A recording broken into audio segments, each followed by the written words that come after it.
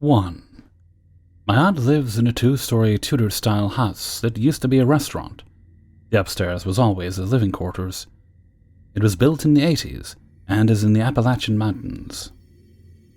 Here is a chronicle of what's happened so far, in as best of an order I can provide. When I was a kid, I used to see a witch sitting in a rocking chair they have. She was a haggard old woman in black with a shawl covering her head. Think Baba Yaga, not Brunhilde. The attic access, you know, the kind with the fold-down stairs, started flying open and rattling after 10 years of being quiet and shut. Marbles from inside cabinets would appear and roll across the floor when only my aunt and uncle were home. Opaque black humanoid shadows would crawl across the floor and walls. When I was 13, I was piddling around waiting for the adults to be ready to go. I saw a broken clock on the wall that had been hanging in my aunt's home forever, and decided to mess with it and turn in the time to noon. We all left the house. The clock that had been broken for years returned to its original time. I was the last to leave the house and the first to return upstairs when we were done going out.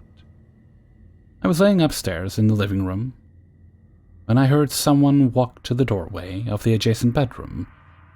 I opened my eyes to see my cousin's mom peering out from around the doorframe at me, smile, and go back in the room. A few minutes later, I heard walking upstairs. They creak so loud it's impossible to avoid hearing someone use them. She walks into the living room to drink coffee. I didn't hear her walk downstairs or see her leave the bedroom. I was facing the hallway she would need to use to exit, go down, get coffee, and come back up. I still don't know who or what was looking at me.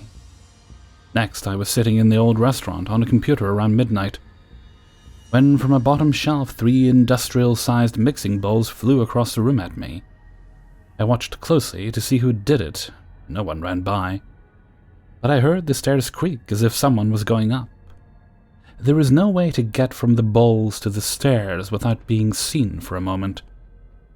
I ran up to the top of the stairs to go into the apartment with the adults, to find the door was dead-bolted shut, and all the kids were locked downstairs. We were teenagers. The apartment has complete access to walk inside the outer walls via 2 to 4 foot doors scattered about the rooms. We were playing hide-and-seek once and hid in the walls. My aunt jerked me out by my arm, yelling not to. After I apologized, I asked why, and she refused to say, which is unlike her. She never leaves a kid without an explanation. There is an abandoned service station across the street from the house. We went exploring because in all our years at the property, we had never seen anyone tend to it when an old car comes flying down the mountain. We run, and a man gets out, wearing nothing but underwear. He waves at us, unblinking, and smiles creepily. Never saw him again. Other details about the area. All businesses for about a 2-mile stretch on this road were abandoned in the 80s or 90s. It was once a major highway entrance to the area, and is not any less convenient than others and is rarely used. This includes about 6 businesses that you rarely, if ever, see anyone at or tending to. It is built on a limestone mountain and has a small pond fed by an underground spring. It also feeds the rest of the ponds for the few farms in the area.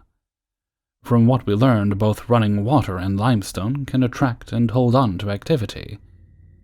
I once found an article about a hotel on the property that had a few deaths. It is since impossible to find. There is a church behind the house on a trail. It is an old Baptist congregation that still handles snakes. You can hear them hollering every service. 2. So I grew up in Sunnyvale, California in the early 2000s, and I loved going to our city's Toys R Us as a kid. However, there were always rumors about it being haunted. I remember some kids at my elementary school telling stories about how boxes would inexplicably be pushed off shelves by a ghost in the store. I always thought it was just kids telling stories to try to scare each other. I never thought much of it, and just considered it an urban legend, since nothing paranormal had ever happened to me in that store. But when I was about 13 years old, I had a strange experience in that Toys R Us. that made me change my mind about the whole legend being a hoax. On the day in question, my family was going to Toys R Us because my little brother wanted to buy something. My best friend and I decided to go too, because we hadn't been to that store in years. While we were waiting for my little brother to find the toy he wanted, my friend and I were exploring through all the aisles in the store, messing around and having fun with the toys.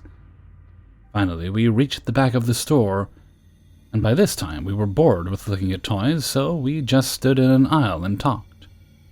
Eventually, the topic of the store being haunted was brought up, and while we were talking about it, a box suddenly flew off the shelf behind my friend, almost hitting her in the back of the head.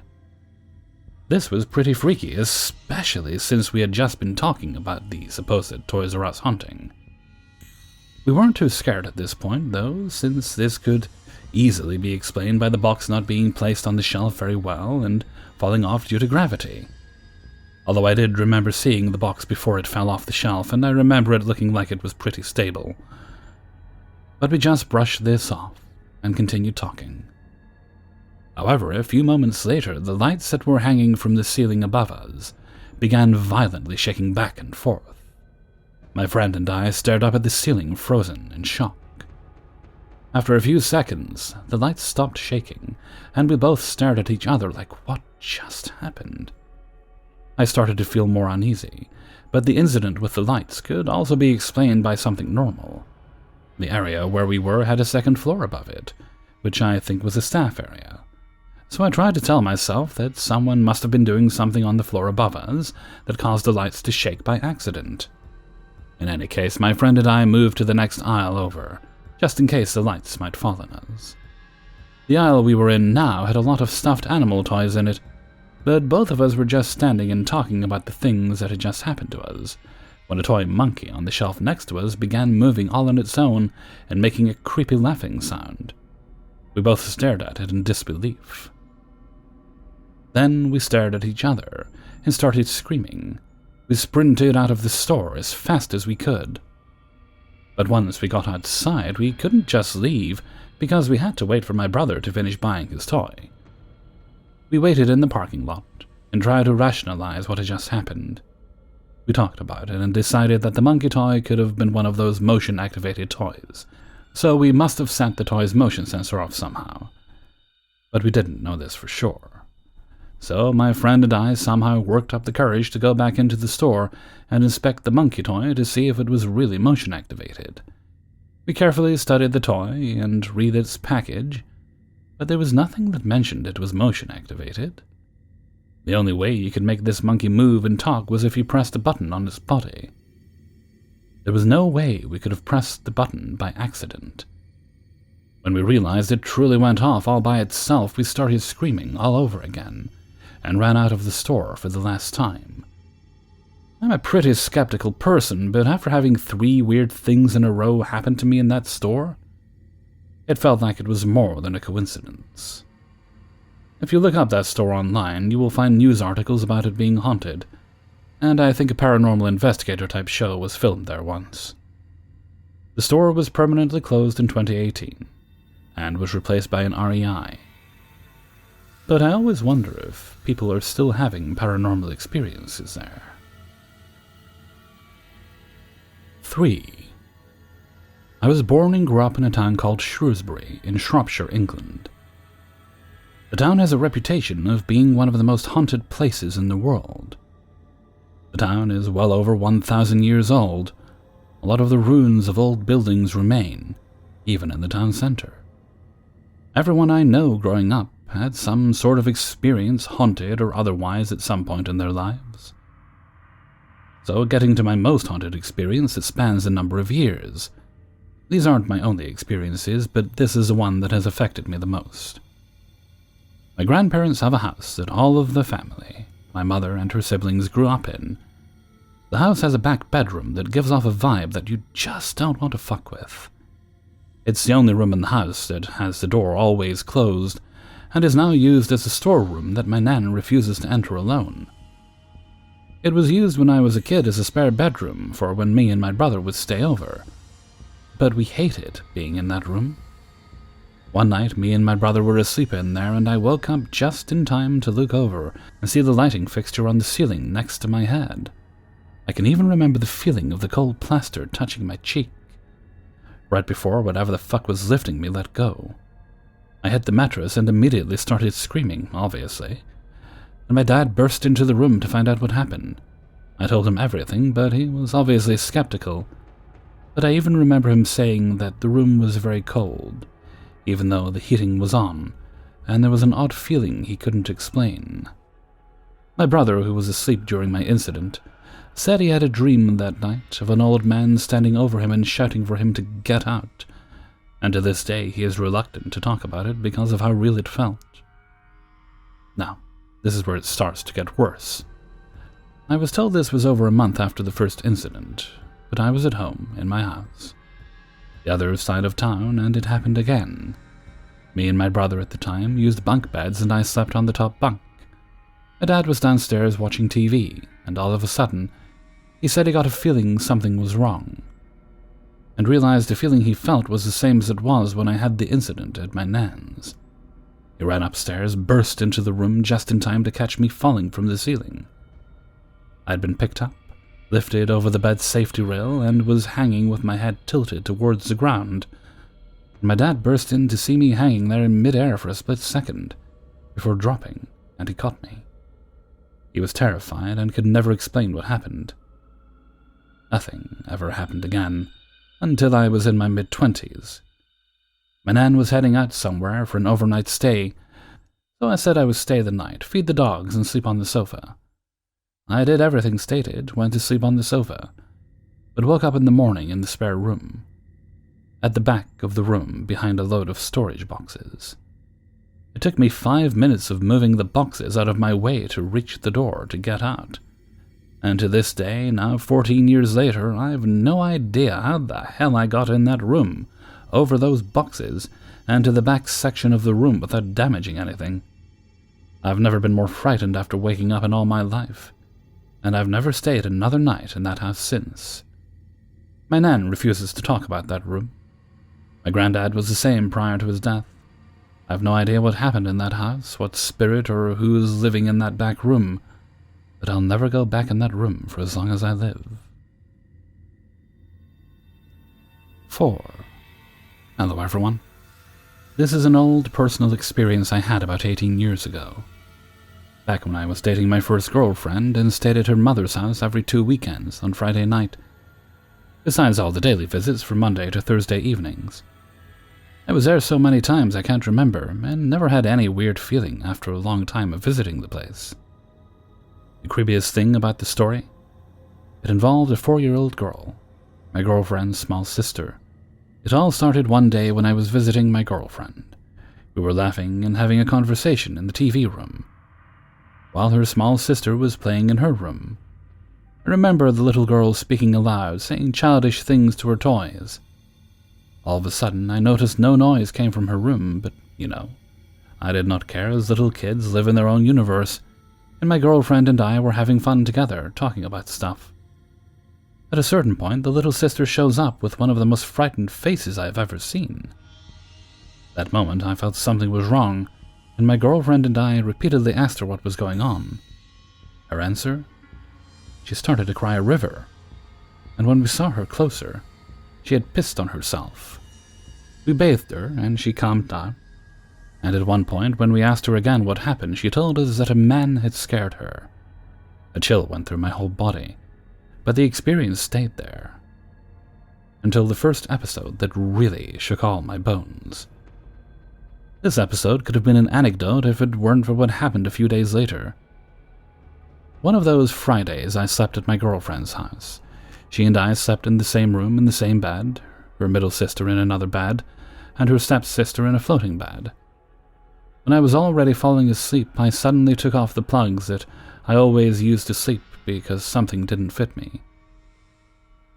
As soon as I removed the plugs from my ears, I hear the sisters' deep breathing, a sign that they were sound asleep. But also something else. From the back of the room there was a loud whisper, without being able to make out any words, but that the whisper had a man's voice, and it didn't stop. I was scared like never before, and all I could do was freeze. I was the only man in the room, at which point I asked my girlfriend, just hoping I wasn't the only one awake in that room, "You hear the same thing as me?" And unexpectedly my girlfriend answered me in the second, with a laconic yes. That's when I knew I wasn't asleep or crazy. I knew something wasn't right. I still can't explain how I was able to fall asleep that night. But the strangest thing is that the voice was changing. What started out clearly as a man's voice became a woman's voice, and it was changing as he was speaking. I even steeled myself to look to the back room. When I did, there was nothing and the voice stopped. I lay down again and the voice continued to whisper. The last episode was even creepier. I think it was a regular Wednesday around 8 p.m. My girlfriend's small sister was already sleeping in her bed in her bedroom. The middle sister was playing The Sims in the other room with the door closed, and the mother was in the kitchen washing the dishes. I was in the bathroom helping my girlfriend dry her hair, with the door closed as well, when I heard something. I turned the dryer off. I opened the door, and I stayed under the doorframe watching the corridor that led precisely to the little sister's room. And it was happening again. I turned the hairdryer off because I heard something.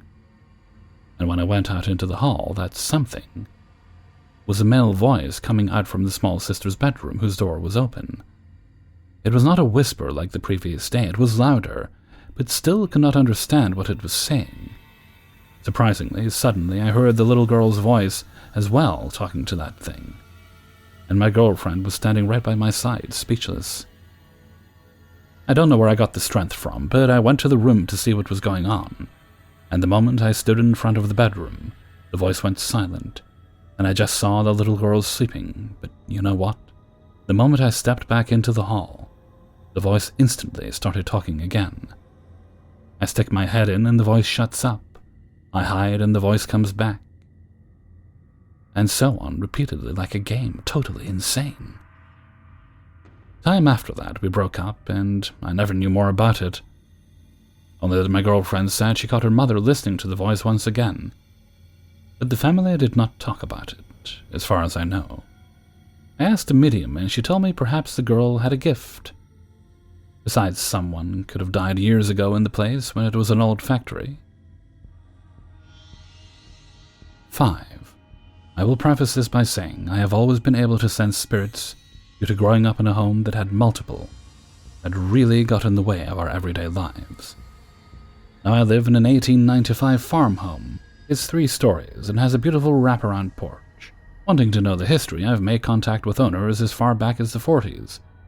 Each told me the last time it was a working animal farm was back in the early 1900s. They also have asked me if I noticed anything strange, as they all had experiences. Things moved around, lights on, taps on shoulder. Well, the first week I moved in, I began having visions in my dreams of a little girl around the age of 5 or 6, and she was in a burning barn. I would try to run in and get her, but couldn't save her or the animals. I wake up every time just shaken to my core. I couldn't get to them. We were the first owners since the early 1900s to have animals again on the property. We were a small-scale rescue and therapy ranch. We had just put up a new barn and fence for the animals not long after we moved in. The house was really outdated, so we began renovations on that too. I still was dreaming of the little girl from time to time, until one day I saw her while I was awake. I looked out at the kitchen window between the current barn and our shop. I saw a girl wearing a dress outside in cold November weather. I had a long day and thought, oh my God, you left a child here somehow after therapy, even though I always make sure I was the last in the barnyard for safety reasons. I run out. She's not there. In the house on the 2nd level, there are 3 bedrooms. A small one by the stairs, and my son stayed in the largest of the 3. We moved in when he was 6 months old, and he always giggled and cooed at something in his room we couldn't see. Books or toys would be moved, and there were times I'd be making dinner and my son would drop his passy out of his walker or a swing. I'd tell him I'd get it in just a minute, and when I turned around, the passy was back in his mouth. Whatever it was never seemed sinister, since I know how being around those spirits can feel like. I always felt it was a female presence that was pretty harmless. Fast forward to this past Monday, I'm talking to one of the owners who found me via my ranch therapy page, and asked me if I had experiences in the house and if she could call me. I asked her what her experiences were before I shared any of mine. She told me the last time it was a working farm was because the animal barn burned down, and the 5-year-old daughter ran inside to release the animals from their stalls, but she did not make it out in time.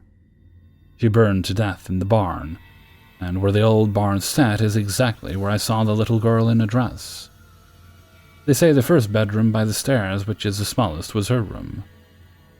I always felt eyes on me in this room, and my brother, sensitive to spirits, said something is in this room. I made it to a big walk-in closet, and would sometimes notice jewelry on the ground, or shoes, like they were played with by a kid. I figured it was my son who was now mobile.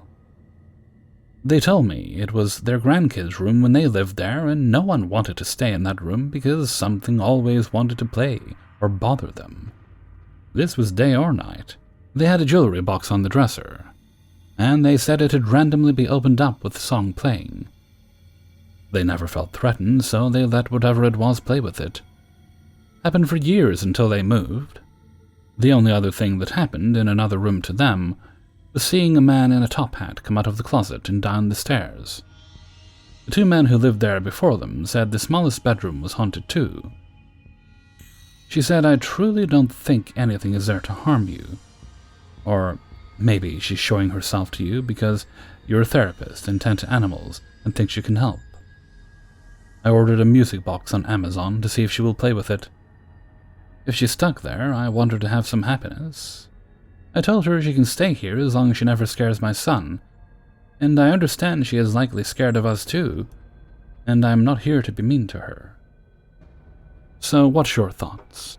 Is the music box something I should set out, or do you think that could open up some type of communication that shouldn't be happening?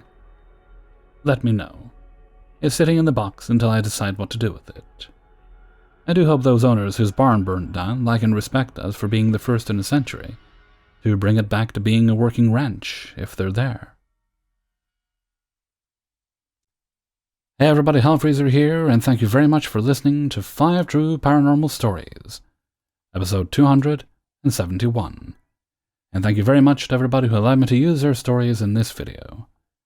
If you enjoyed the video, then please do share it with all your friends and family. See, the birds outside agree as well. I'm recording this a bit early in the morning. Sleep schedule's messed up again, so yay. Right, let's see. No shoutouts today. I don't think so. No, none today. There might be one tomorrow though. Okay, so let's see. Hellfreezer's question of the day. Oh, I know. It reminds me of something I saw on Twitter the other day. I know, something good coming from Twitter. Right. Do you think horror movies have to be scary in order to be entertaining? Personally speaking, I've seen some horror movies that were very scary and also entertaining, but others that personally I didn't find overly frightening, but I was still intrigued by the story and the characters. Let me know in a comment below. Okay, and with that, I'm gonna head off for now. So until next time, thank you very much for listening, and take very good care of yourself.